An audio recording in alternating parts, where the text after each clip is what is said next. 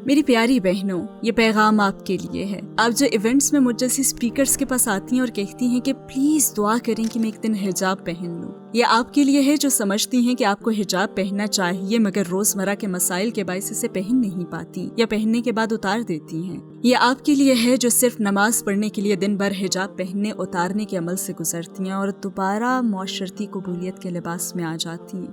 یہ پیغام آپ کے لیے، کیونکہ یہ واقعی ہمت کی بات ہے کہ آپ ہر روز اجنبیوں، ساتھیوں، ہم جماعتوں، یہاں تک کہ اپنے کچھ فیملی ممبر سے بھی مختلف نظر آئیں. یہ عمل ہمت کا تقاضا کرتا ہے اور شاید اب تک لفظ حجاب پڑھتے ہی آپ کے دل میں منفی جذبات پیدا ہو جاتے ہوں، آپ میں گھٹن اور دوسروں کی طرف سے جج کیے جانے کا احساس ابھرتا ہو. یہ آسان تو نہیں ہوتا جب دنیا آپ سے کہے کہ اگر تم نے حیادار لباس پہنا تو خوبصورت نہیں لگو گی، جب معاشرہ یہ کہتا ہو کہ مرد کی نظر تمہیں ویلیو دیتی ہے اور اگر وہ نہ ہو تو تم غیر اہم اور ناقابل محبت ہو، اور پھر آپ کے شبہات اور خوف کو سوشل میڈیا انفلوئنسرز مزید بڑھاوا دے دیتے ہیں، جو شروع میں تو کھرے ایمان سے بھرپور پیغامات دیتی ہیں لیکن پھر اچانک بال سکارف سے باہر نظر آتے ہیں اور یہ کہتے ہوئے آہستہ آہستہ سکارف ڈھلکانے لگتی ہیں کہ اب آزادی کا کتنا بھرپور احساس ہے.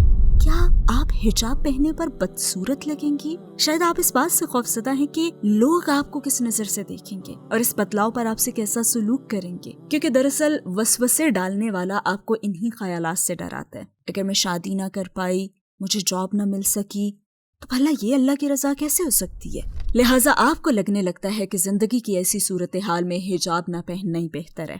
آپ کے پاس خوف، شبہات، دلائل، بہانے ہیں. چلیں انہیں روک دیتے ہیں، ایک لمحے کے لیے آئیے انہیں روک دیتے ہیں. آئیے ذرا دیر ٹھہر کر یہ پڑھتے ہیں، اعوذ باللہ من الشیطان الرجیم، کیونکہ یہ آوازیں آپ کی اپنی نہیں ہیں، یہ آپ کو آپ کی پہچان نہیں دیتی. آپ کو جھوٹوں کے سردار کی طرف سے بس دھوکہ دیا جا رہا ہے اور آپ کو یہ بتایا جا رہا ہے کہ آپ کی پہچان وہی ہے جو آپ خود بنائیں، اور یہ کہ حقیقی اپنا آپ بنا کر ہی تو آپ کو اندرونی سکون اور زندگی میں نمایاں خوشیاں ملیں گی.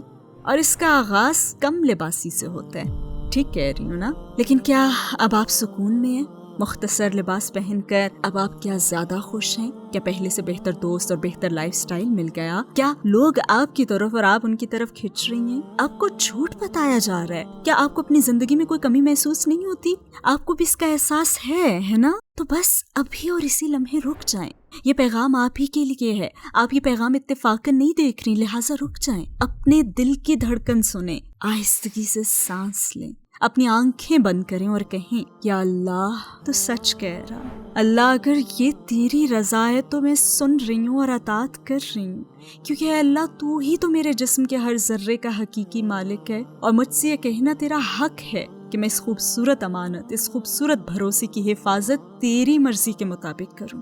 چلے آئیں اسے مزید آسان الفاظ میں سمجھتے ہیں. اگر آپ اپنے جسم کی حقیقی مالک ہوتی تو اس کا مکمل کنٹرول بھی آپ ہی کے ہاتھ میں ہوتا، لیکن آپ کے تو قیمتی خیالات اور آپ کو گمراہ کرنے والے وسوسوں کا آپ کے معدے یا پھیپھڑوں یا آپ کی رگوں میں دوڑتے ہوئے خون پر کوئی بھی اثر نہیں ہوتا. آپ کے پاس تو یہ کنٹرول بھی نہیں ہے کہ اس ویڈیو کے اختتام تک آپ کا دل دھڑکتا رہے گا یا نہیں. حالانکہ ہم تو دل کو دھڑکانے کے لیے کچھ بھی نہیں کرتے، پھر بھی ہماری زندگی جاری رہتی ہے، کیونکہ ہمارے جسم کی حقیقی مالک ذات اسے ہر لمحے کنٹرول کرتی ہے اور وہ اسے زندہ رکھتی ہے، نہ کہ ہم خود. اس نے ہمیں اس کی دیکھ بھال سونپی ہے، اسے کہاں لے جانا ہے، کیسی خوراک دینی ہے. اور یہ بھی سنیں کہ ایک دن اس حقیقی مالک نے اسے واپس لے لینا ہے، اور اس دن آپ ایک قسم کا حجاب پہنیں گی، آپ پھر چاہیں یا نہ چاہیں. وہ سفید کفن جو آپ پر حیا کی خاطر لپیٹا جائے گا. آپ کے جس جسم کو معاشرہ کھولنے کا مشورہ دیتا ہے، اس جسم کا حقیقی مالک اس کی حفاظت کروانا چاہتے ہیں تاکہ ان لوگوں سے اسے محفوظ رکھا جائے جنہیں اس تک رسائی کا کوئی بھی حق نہیں ہے. یا اللہ، مگر یہ فلمیں، اشتہارات، ٹی وی شوز اور دوست آپ کو یہ باتیں واپس بھلا دیتے ہیں. وہ یہ کہتے ہوئے آپ پر ایک مختلف نظریہ تھوپتے ہیں کہ تم ایسے زیادہ خوبصورت لگتی ہو، کیوں نہ اس سے بھی کم لباس پہنو. دیکھیں، اگر یہ دنیا ہمیشہ کے لیے ہوتی اور موت کا کوئی وجود نہ ہوتا نا، تو میں آپ کو یہ سب بتانے میں اپنا وقت ضائع نہ کرتی. میں تو بس کندھے اچکاتے ہوئے کہتی کہ پتہ ہے سسٹر، جو چاہو کرو اور کیوں نہیں. مگر حقیقت میں ایسا نہیں ہے.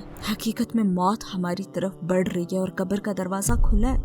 اس میں داخلے کا ہمارا وقت بھی مقرر ہے اور وہ کبھی بھی آ سکتا ہے. کیا اس وقت بھی موت ہمارے آس پاس نہیں ہے؟ لہٰذا میں آپ سے صاف بات کروں گی. حیا صرف حجاب کا نام نہیں بلکہ اس سے کہیں بڑھ کر ہے.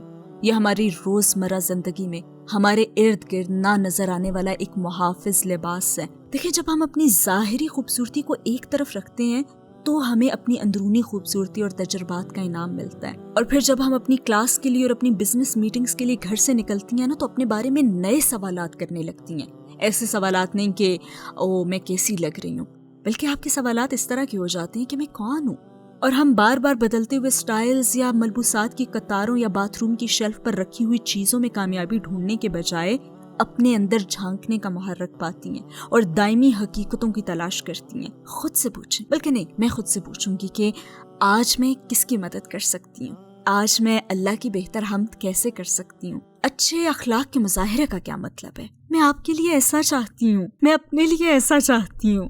یا اللہ، ہمیں ہماری خواہشات سے بچا اور ہمیں وہ عطا فرما جو ہمارے لیے بہترین ہو۔ جب ہم اپنی ظاہری حقیقت بدلنے کے راستے پر چلتے ہیں تو ہماری اندرونی دنیا بھی بدل جاتی ہے، اور وہ لوگ جو اس وقت آپ کو گمراہ کر رہے ہیں، وہ جو آپ کو اس راہ سے ہٹانے کی کوشش کر رہے ہیں، بلکہ کچھ دوست آپ سے یہ بھی کہیں گی کہ حجاب تو تمہاری زندگی میں کئی دروازے بند کر دے گا، تو آپ ان کی باتوں سے پریشان مت ہوں، بلکہ آپ کو تو یہ معلوم ہونا چاہیے کہ جو اپنی پسندیدہ مگر نقصان دہ چیز کو چھوڑ دیتا ہے وہ ایسے شخص کی طرح ہے جو اللہ کا پسندیدہ کوئی مشکل کام انجام دیتا ہے اور اس کے بدلے میں بڑا انعام دیا جاتا ہے۔ لہٰذا اپنی جھوٹی دوستوں سے کہتے ہیں وہ دروازہ جس سے میں سب سے زیادہ ڈرتی ہوں وہ جہنم کا دروازہ ہے۔ یقین کریں، آپ کے خیالات اور آپ کا کردار ہی آپ کو منفرد بناتا ہے۔ وہ چیز جو آپ کو انمول اور اپنے پیاروں میں محبوب بناتی ہے وہ کسی بھی بیوٹی پروڈکٹ یا پروفائل فوٹو میں نہیں ملتی، بلکہ یہ آپ کے اخلاق ہوتے ہیں جو آپ کے چہرے کو روشن اور آپ کی جلد کو چمکتا دمکتا بناتے ہیں۔ تو بس یاد رکھیں کہ ہمیں حجاب پہننا چاہیے کیونکہ اللہ ہم سے یہی چاہتا ہے، اور وہ ایسا اس لیے چاہتا ہے کہ وہ ہم سے محبت کرتا ہے، اور وہ آپ کو اور مجھے ہماری اصل ویلیو بتا رہا ہے۔